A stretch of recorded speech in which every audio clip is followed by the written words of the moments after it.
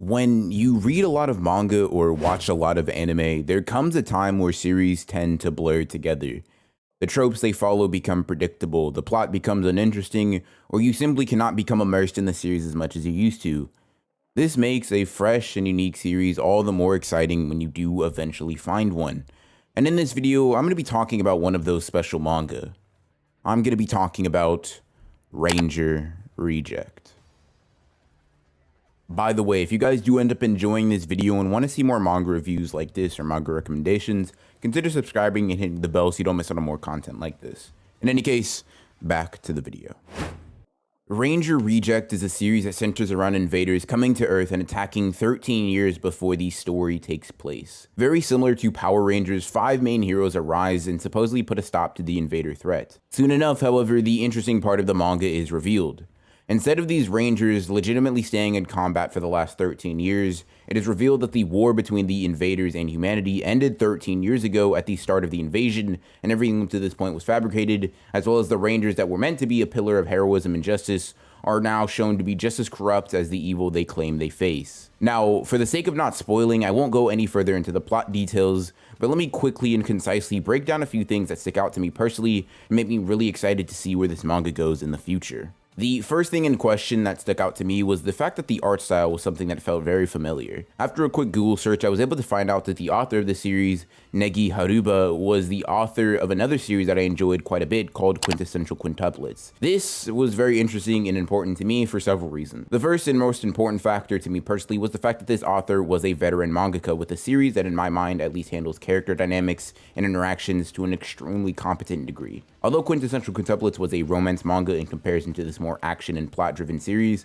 I think that a common denominator between the two is the overwhelming amounts of personality that ooze from every single character on screen. Whether it be the main character who gets tons of personal characterization within the current 9 chapters, or the Rangers who are able to establish themselves within a very small appearance, the quality of the character writing and interactions here is something that I'm happy about, to say the least. That in tandem with the light elements of comedy here and there is something that is very appreciated as well. With as uneasy as this manga can make you feel, the contrast of the more lighthearted comedic moments helps keep the reader on their toes and goes to highlight the moments with more gravitas even more. Another benefit of having Negi Haruba as the mangaka for the series is the simple fact that the art style and art quality is really good.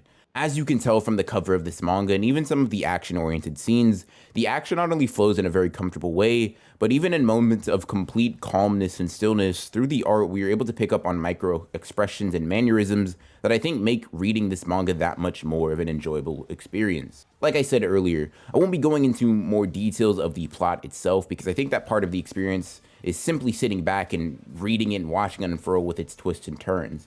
But for all of those who haven't read it, I can say that this is a really engaging plot that keeps you invested as you wonder how our main character will go about handling these forces massively more powerful than him, and just how we'll be able to go about overturning the system that he and many of his comrades hate so much. If I were to describe what makes this manga special, I'd definitely say that it is the very enthralling way in which the author portrays the supposed heroes of the story in direct contrast to the supposed villains.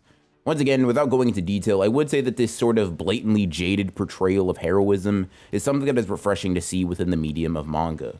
While stories like this have existed in comic books and TV shows for decades, it's very rare to see a manga written that portrays the heroes in such a dark and sinister manner. Think of something like The Boys or maybe Superman comics where he turns evil to give you a little bit of an illustration as to how the Rangers are portrayed in this manga. And this display is what has continued to have me thrilled to read the manga as the plot, character motivations, and action gets amplified even further as we continue to peel back the layers of this series. Overall, for a 10-chapter series, I think that Ranger Reject is really good and really engaging. The plot is something relatively unique in anime and manga, at least in my opinion. The characters by themselves have an interesting message or ideal that they each attempt to convey through their words and actions, as well as being able to interact in a way that is captivating, tense, and comedic somehow at the same time, and always makes you want to see these characters come to blow, not only for the evolution and continuation of the plot, but for the development of the cast of characters. All of these really engrossing factors, packaged with Negi Haruba's great art style, make for a special manga that I would recommend to just about anyone. Ranger Reject is special to me for many of the reasons I listed above. And while I couldn't really get into spoilers with the realm of this video because this was more of a review and recommendation, I want you guys to experience this series for yourself as well, which is, like I said, part of the reason I didn't get into the spoilery details of the plot. But if this video does well, and I notice that more and more people start having more discourse surrounding the series, I'd be extremely happy and interested in making more videos discussing plot-specific or character-specific things within this manga. If you guys did enjoy this video and want to see more manga reviews or recommendation videos, consider subscribing and hitting the bell, as this not only shows me that you guys like the content, but it also makes sure that you guys will be notified too when I upload. Links to similar videos will be in the description and in the end screen for you guys to enjoy at your own leisure. But in any case, I hope you guys enjoyed this video, and as always, this is Broken Ronin, signing off.